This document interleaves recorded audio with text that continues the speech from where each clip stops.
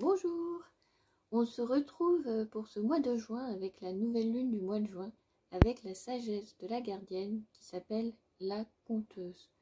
Donc la conteuse, c'est celle qui nous raconte les histoires, qui nous transmet la sagesse de nos ancêtres à travers tous nos contes, nos légendes. C'est comme ça en fait qu'on transmettait avant qu'il y ait l'écriture, avant qu'il y ait l'invention des livres, de l'imprimerie, etc. Tout se transmettait par cette tradition orale, voilà, des histoires, des contes. Donc c'est vrai que si on regarde tous nos contes traditionnels, en fait à chaque fois il y avait toujours un message, une sagesse derrière qui était transmise. Donc les contes n'étaient pas récités, n'étaient pas transmis juste pour raconter de belles histoires, il y avait toujours une leçon à apprendre, un enseignement à en tirer. Donc voilà, c'est ce qu'elle nous rappelle un petit peu la conteuse, c'est tous ces enseignements que l'on peut transmettre à travers nos histoires. Et donc je me suis intéressée à qu'est-ce qu'on pourrait faire comme activité pour se relier à la conteuse. Donc voilà, je vais vous proposer une activité pour se relier à cette conteuse qui nous raconte des histoires. Et donc en fait, c'est si vous deviez raconter en fait votre vie, votre parcours, et comment vous en êtes arrivé là, en fait, que diriez-vous? Et je me suis intéressée moi-même à cette question.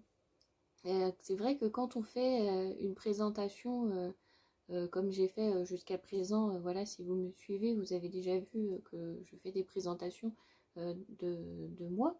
C'est surtout axé en fait sur le travail. Si on regarde, souvent dans la société, même quand on se présente, c'est toujours par sa fonction.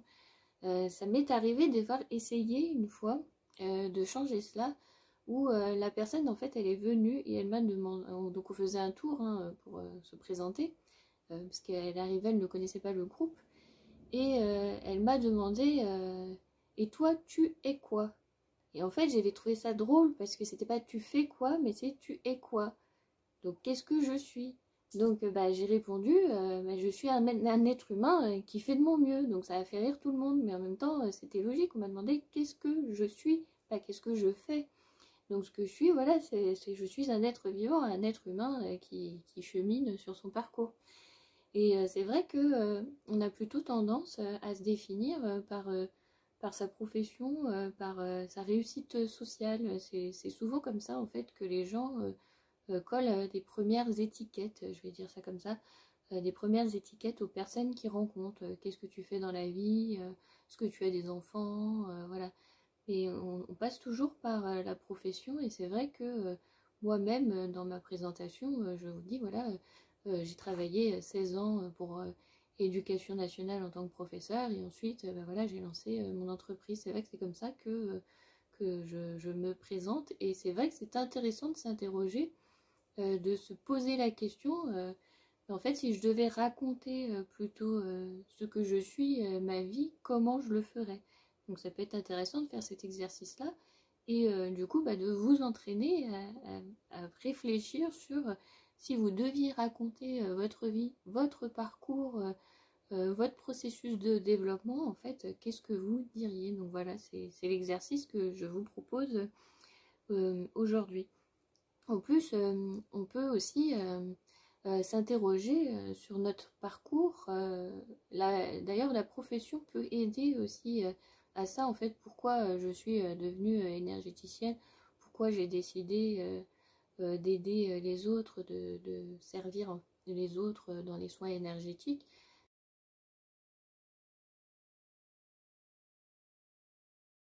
Et de se poser la question, pourquoi j'ai décidé de faire ça? Pourquoi j'en suis là aujourd'hui? Quel était mon parcours, quelles étaient les leçons, les apprentissages que j'ai rencontrés sur mon parcours et qu'est-ce que j'ai envie de partager. Parce qu'au final, c'est un petit peu ça. Je propose des soins énergétiques, un accompagnement pour les personnes qui surtout débutent, hein, pour ceux qui cherchent à faire leur premier pas dans le développement personnel, à faire leur premier pas en tant que passeur d'âme, à faire un premier pas voilà, pour découvrir sa médiumnité. On est tous en fait en apprentissage tout au long de notre parcours. Et du coup, bah voilà, à quoi servent ces leçons, ces apprentissages? Je pense que ça peut servir aussi à transmettre. Donc ça peut être intéressant aussi de s'interroger, bah, quelles étaient les leçons de mon parcours, pourquoi j'ai traversé ça, qu'est-ce que je peux en tirer, et bah, qu'est-ce que je peux transmettre aux autres, si ça peut servir aussi au bien des autres. Je vois là, au mois de juin, j'ai fait plusieurs vidéos, plusieurs podcasts sur voilà, les personnes toxiques, les personnalités. C'était un sujet qui revenait, on me posait la question.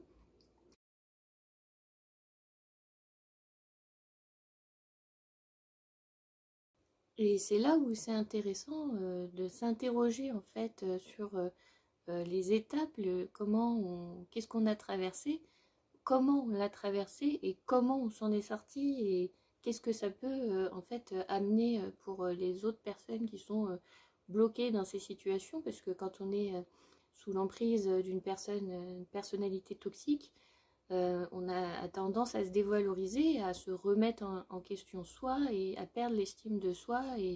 Et en plus, ils le disent, il y a un choc post-traumatique et il y a besoin d'un suivi avec un professionnel de santé, avec un psychologue, hein.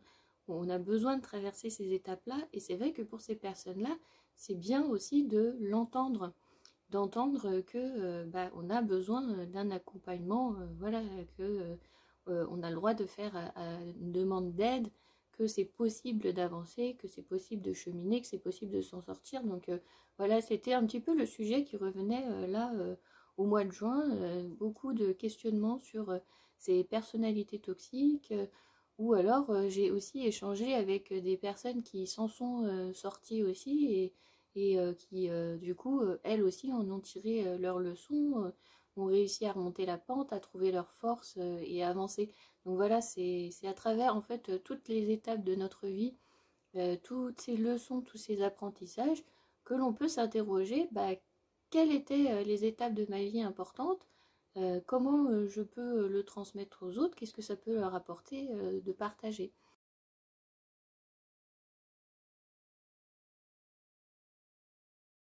Donc l'exercice que je vous propose donc pour ça, c'est vous allez essayer de tracer une ligne du temps. Donc n'hésitez pas à prendre plusieurs feuilles. Donc vous commencez dans le sens que vous voulez. Si vous voulez commencer plutôt côté naissance jusqu'à votre vie d'adulte aujourd'hui, ou au contraire commencer par votre vie d'adulte et remonter dans le passé, ça vous faites comme vous voulez. Donc voilà, vous allez tracer donc cette ligne du temps. Vous allez noter les événements marquants de votre vie, ce dont vous vous souvenez. Et une fois que vous avez noté comme ça plusieurs événements, bah, vous pouvez justement ajouter ce questionnement, bah, pourquoi j'ai vécu cet événement, qu'est-ce que ça m'a apporté, qu'est-ce que ça a provoqué en moi, quel changement j'ai pu constater, quelles étaient les émotions du moment, où j'en étais dans ma vie à ce moment-là, est-ce que c'est plutôt une situation de blocage, est-ce que c'est plutôt une situation de joie, de bonheur, et essayer de trouver un petit symbole pour un peu catégoriser ces moments-là, pour les faits marquants, par exemple, pour tout ce qui est un peu challengeant, tout ce qui est voilà, licenciement, deuil, burn-out, voilà, toutes ces choses un peu qui ont bousculé votre vie. Essayez de trouver un petit symbole, un petit dessin, voilà, pour essayer de les marquer dans le temps et essayer de voir si vous avez compris la leçon de cette phase challengeante. Est-ce que il y a quelque chose encore qui est en vous à ce moment-là? Est-ce que ça provoque encore des émotions? Voilà. N'hésitez pas à vous questionner sur ça. Et aussi noter avec un autre symbole bah, tous les moments de réussite, quand vous avez réussi professionnellement, quand vous avez réussi un examen, quand vous avez réussi, vous aviez un projet de déménager, un projet de vie d'aller vivre dans un autre pays, une autre ville, que vous avez réussi. Les moments aussi de joie marquants pour votre famille, comme les naissances, les mariages. Essayez de trouver des symboliques, des petits dessins ou alors d'écrire en couleur. Voilà. N'hésitez pas à laisser de l'espace à chaque fois entre chaque événement si jamais il y a autre chose qui vous vient et que vous vous dites ah mince, je l'aurais mis là. Donc c'est pour ça que je vous dis prenez plusieurs feuilles pour pouvoir vous étaler sur votre ligne de temps. Et vous allez voir un petit peu comme ça, après, vous allez pouvoir vous interroger sur qu'est-ce qui revient, quelle est votre roue de médecine, votre cycle, est-ce que vous voyez des choses qui se répètent, des situations qui reviennent de façon cyclique, donc généralement on s'en rend plus compte quand c'est challengeant, quand forcément on est dans une situation bloquante, c'est là où on se rend compte, on met toujours l'accent dessus, mais on voit pas forcément les choses positives aussi qui nous arrivent, donc c'est pas mal aussi de se questionner et de porter son regard aussi sur ces phases positives de notre vie quand vous avez réussi, et de voir bah, justement que est-ce que ça se répète, est-ce qu'il y a ce cycle, est-ce qu'il y a cette roue de médecine, comment ça fonctionne. Je parle de roue de médecine, vous savez, c'est pour les 4 saisons, où quand on est en hiver, on est plutôt dans une phase d'hibernation, on est plutôt dans le mode introspection, avec plutôt des idées internes, la création de ces idées qui sont plutôt à l'intérieur dans notre tête. À la phase, quand on est dans une phase de printemps, c'est là où on va commencer à semer ses graines pour pouvoir faire germer tous nos projets, nos plans. On va mettre en place les petites actions qui vont nous amener à. En été, bah, c'est là où on va plutôt récolter tout le fruit de notre travail. Et en automne, bah, c'est là où on va revenir un petit peu sur la phase de repos. On va gentiment se diriger vers la phase de repos vers l'hiver. Donc on va être plutôt dans le mode où on revient sur du repos pour avoir ensuite de nouvelles idées, un nouvel élan. Donc voyez un petit peu comment fonctionne votre roue de médecine en faisant cette ligne du temps et en essayant de voir un petit peu les concordances, les choses qui se répètent, les choses qui reviennent. Et en même temps, vous allez aussi peut-être pouvoir mettre l'accent sur des points de blocage. Ça va peut-être vous amener à une compréhension en vous disant ah mais tiens, ici il s'est passé ça, je m'aperçois qu'ici il s'est passé ça, je m'aperçois qu'ici il s'est passé ça, et à l'intérieur de moi, j'ai ce même sentiment, ces mêmes émotions qui me traversent et qui reviennent. Pourquoi?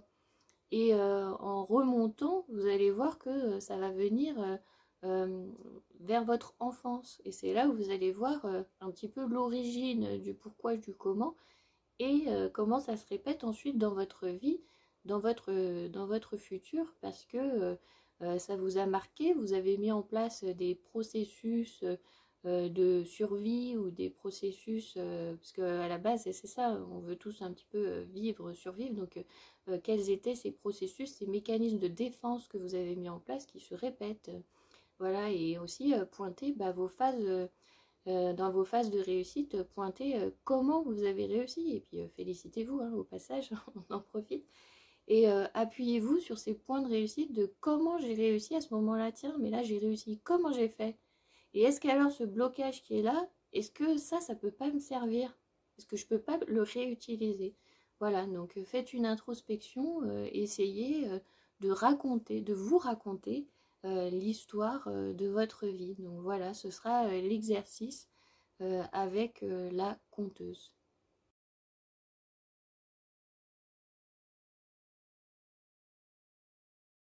Donc vous verrez aussi la conteuse de ce mois-ci. Donc cette gardienne, elle aussi, elle nous fait faire un petit peu les choses complètement à l'envers.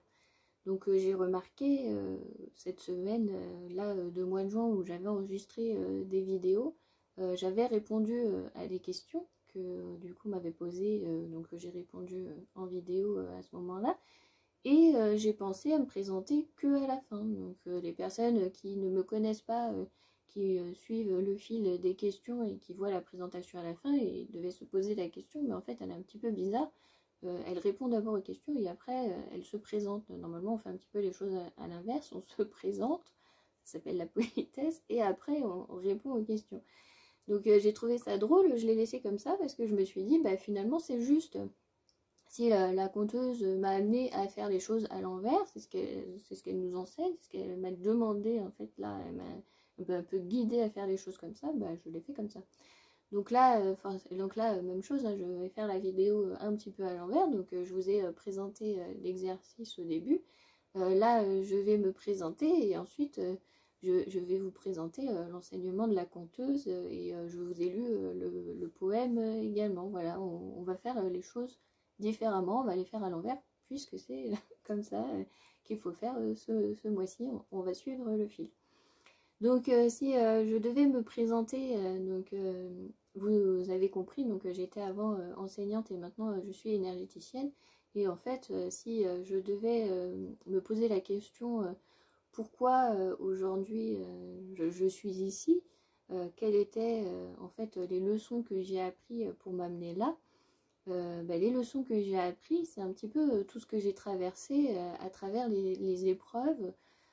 Quand j'ai eu affaire à des personnalités toxiques, que ce soit dans ma vie personnelle ou dans ma vie professionnelle, voilà, c'est ça qui m'a amené en fait après à travailler sur moi et arriver aujourd'hui ici à être énergéticienne pour apporter un petit peu mon aide, mes conseils à d'autres personnes qui se retrouveraient coincées dans la même situation. Parce que quand on est sous emprise, bon bah déjà au début on ne le voit pas forcément, mais une fois qu'on le voit, forcément après il y a un processus de nettoyage, de guérison à mettre en place, hein. Donc ça, les psychologues voilà, vous le diront, pour guérir en fait, il y a un travail sur soi à faire et plus on travaille sur soi, plus le processus de guérison va se faire plus rapidement. Si on ne se fait pas aider par un professionnel de santé, si on se fait aider par personne, forcément ça va être plus long. Donc il ne faut pas hésiter dans ces cas-là à demander de l'aide. Donc voilà, aujourd'hui j'en suis là, c'est un petit peu grâce à tout ça, grâce à ces étapes que j'ai traversées. J'utilise le pendule aujourd'hui parce que quand j'étais enfant, mon père m'a initié au pendule. Parler de spiritualité, de magie, etc., ce n'était pas un sujet tabou. Donc j'ai toujours été un petit peu baignée dedans et c'était pas quelque chose voilà, qu'il fallait cacher. Contrairement à si on pense à l'époque des sorcières brûlées, ça c'est complètement une autre époque où là c'était tabou, il fallait plutôt le cacher et même quand on faisait rien, on pouvait être brûlé et considéré sorcière. Donc voilà, donc je n'ai pas grandi dans cet environnement-là pour cette incarnation, pour cette personnalité. Au contraire, c'était un sujet très ouvert. Même chose pour tout ce qui était extraterrestre, vie ailleurs, voilà, qu'il y a d'autres vérités. Là, ça fait penser à X-Files, hein, la vérité est ailleurs. Donc effectivement, on a notre propre vérité et il y a la vérité des autres et une vérité ailleurs. Voilà. Donc il y a tout ça. Et même chose dans mes études, je me rends compte que quand donc j'avais fait des études plutôt orientées sur la biologie, mais j'avais des cours de physique quantique. Et c'est vrai qu'il y avait des choses que je n'avais absolument pas compris, hein. Je me rappelle de l'équation de Schrödinger à apprendre. Et je ne comprenais absolument pas cette histoire de particules placées dans un champ de puits infini. Si on connaît sa vitesse, on ne connaît pas sa position. Et si on connaît sa position, on ne peut pas savoir sa vitesse de déplacement. Je ne comprenais absolument pas ces principes-là. Et maintenant, c'est vrai que ça prend un petit peu son sens parce que la physique quantique se recoupe beaucoup avec la spiritualité et les énergies que l'on utilise hein, en tant qu'énergéticien, magnétiseur, voilà. Ça fait partie un petit peu des études de la physique quantique qui sont aux prémices d'expliquer voilà, tout ce qu'on utilise, tout ce qu'on fait. Et donc quand Schrödinger nous dit ben voilà, le chat dans la boîte est mort et est vivant, que les deux états sont possibles, effectivement, les deux états existent, coexistent. Après, ça prend sa réalité, sa vérité, en se disant que bah, d'un côté, on va ouvrir la boîte, il va être mort, de l'autre côté, on va ouvrir la boîte, il va être vivant, et du coup, bah, on va créer après deux chemins, deux réalités comme ça, et l'âme fonctionne un petit peu comme ça, l'âme est multidimensionnelle, et qu'on fasse un choix à droite ou à gauche, de toute façon, elle va choisir, elle va expérimenter toutes les possibilités, tout le panel. Donc voilà, là où on a son libre arbitre, c'est nous on choisit d'aller là, et ben forcément il y a un autre nous qui choisira l'autre, voilà, pour équilibrer un petit peu, c'est comme ça que ça fonctionne. Donc du coup, voilà, je m'aperçois aussi que dans les études que j'ai suivies, il y avait des concepts que je ne comprenais pas, il y avait des choses, et finalement aujourd'hui ça prend tout son sens. Donc on s'aperçoit qu'au fur et à mesure, quand on avance sur son chemin de vie, on met en place des choses qui nous permettent cet apprentissage et cette avancée.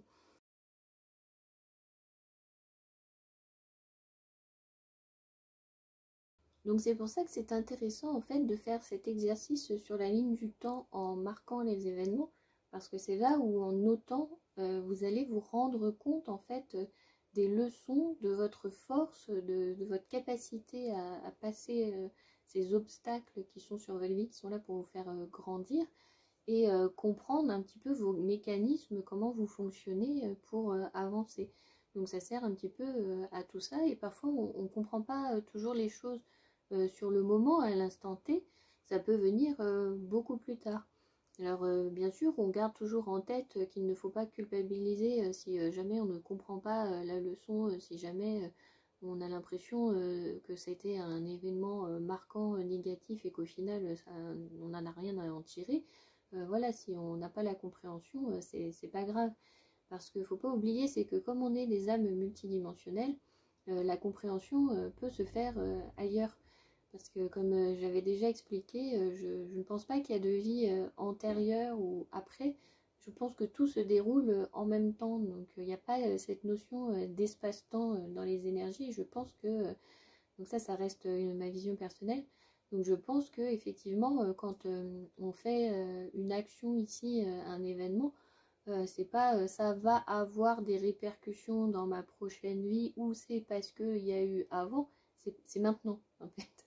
Donc voilà, donc je pense à ça parce que par exemple, aujourd'hui je travaille avec les énergies, et en rencontrant un autre moi d'un autre temps, donc je ne sais pas s'il est sur cette temporalité, j'ai l'impression que oui, sur cette temporalité, cet espace, hein, celui qu'on a créé là, on va dire dans cette personnalité Stéphanie, et j'ai l'impression qu'il est sur la même ligne de temps, donc à une autre époque, plutôt en amont, et c'est parce que il a choisi d'être guérisseur et d'utiliser en fait ses dons que je peux en fait utiliser les énergies. J'ai découvert ça. Donc en fait là, lui a choisi d'être guérisseur. Je peux utiliser les énergies. Les deux événements en fait se sont faits en même temps. Pourtant sur la ligne du temps, on n'est pas à la même époque. Donc c'est pour ça que ça peut être un petit peu complexe à envisager, qu'il n'y a pas d'espace-temps et que ça se fait en même temps, parce que techniquement j'ai déjà en fait été cette personne et c'est déjà fini, et là je suis la nouvelle. Enfin, on a plutôt tendance à vouloir un début, une fin, on a du mal à s'imaginer qu'il n'y a pas de début, il n'y a pas de fin, et que il n'y a pas cette notion d'espace-temps. Donc je conçois que ça peut paraître étrange, mais voilà, c'est comme ça que je vois, que je ressens et que j'expérimente les choses. Donc parfois on n'a pas toujours les compréhensions de choses qui nous arrivent, mais ça peut avoir une compréhension ailleurs. Je pense à un sujet voilà, plus léger, on va pas parler de traumatisme, etc. Donc un sujet léger, on m'avait parlé du tantrisme. Et alors moi, je ne connaissais absolument pas ce que c'était. Donc quand on m'a expliqué ce que c'était, que je devais faire, je me suis dit, oulala, moi, mais alors carrément pas. Donc voilà, ça n'est absolument pas un truc, une expérimentation que je souhaite faire. Donc voilà, après chacun est libre de choisir où il veut s'orienter, mais voilà, pour soigner des traumatismes, je ne trouve pas d'intérêt pour moi à faire ça. Donc quand j'ai eu cette notion, plusieurs fois, plusieurs personnes est venues m'en parler, et j'avais aussi, bah, vous savez, on a des publicités qui viennent, qui reviennent, etc. Et le sujet revenait. Donc je ne comprenais pas, vu que j'étais fermée à ça, je ne comprenais pas pourquoi ça se représentait puisque de toute façon, c'était non, quoi, je ne veux pas.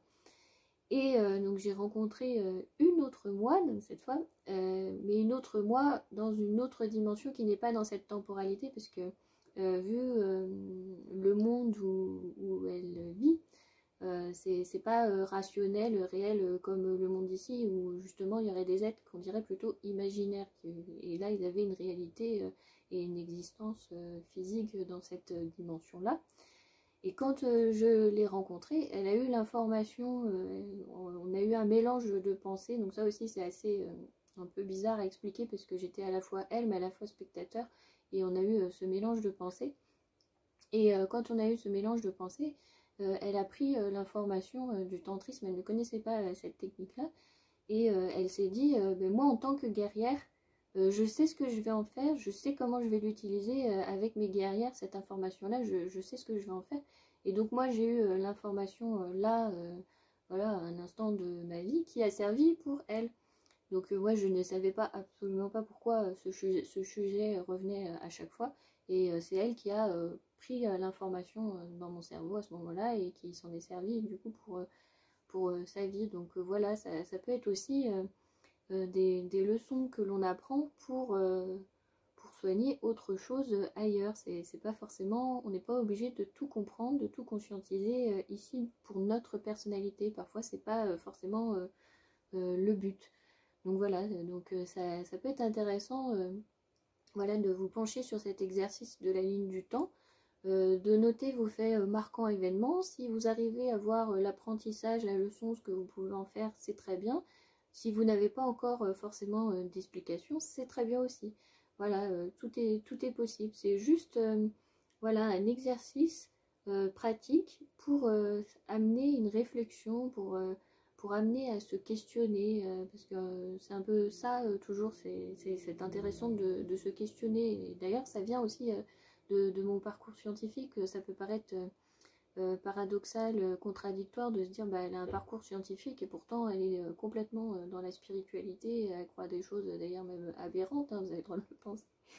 Je comprends que ça peut paraître parfois pas rationnel, mais en fait pour moi ça me paraît logique parce que j'aime bien comprendre le processus, le pourquoi du comment ça fonctionne. J'aime bien m'interroger, m'intéresser et voilà, toujours avoir cette curiosité de se questionner, parce que si on n'avait plus vraiment de questionnement et d'intérêt à découvrir des choses, à expérimenter, je me dis mais en fait quel intérêt d'être là, enfin, ça serait triste si on n'a plus rien à découvrir, plus rien à apprendre, s'il n'y a pas de remise en question, s'il n'y a pas de questionnement, s'il n'y a pas de réflexion, s'il n'y a pas voilà, d'échange de points de vue, d'avis, enfin il n'y a aucun intérêt.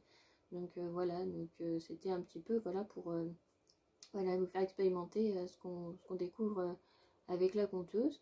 Et donc, suis juste après, qui est censé venir avant, son enseignement. On fait tout dans le désordre aujourd'hui. Et c'est juste comme ça.